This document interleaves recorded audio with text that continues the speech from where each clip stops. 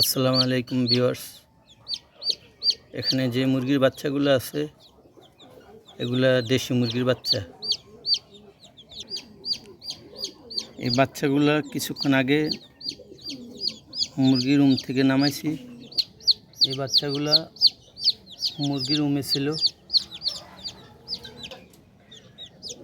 এই বাচ্চাগুলো 18 দিন পর ফুটছে।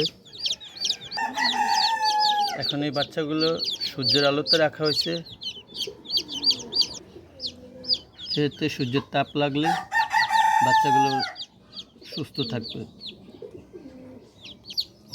আপনাদেরও যদি এরকম দেশি মুরগির বাচ্চা ফুটে তাহলে 4 থেকে 5 মিনিট সূর্যের আলোর ভিতরে রাখবেন, তাতে করে মুরগির বাচ্চাগুলো সুস্থ থাকবে।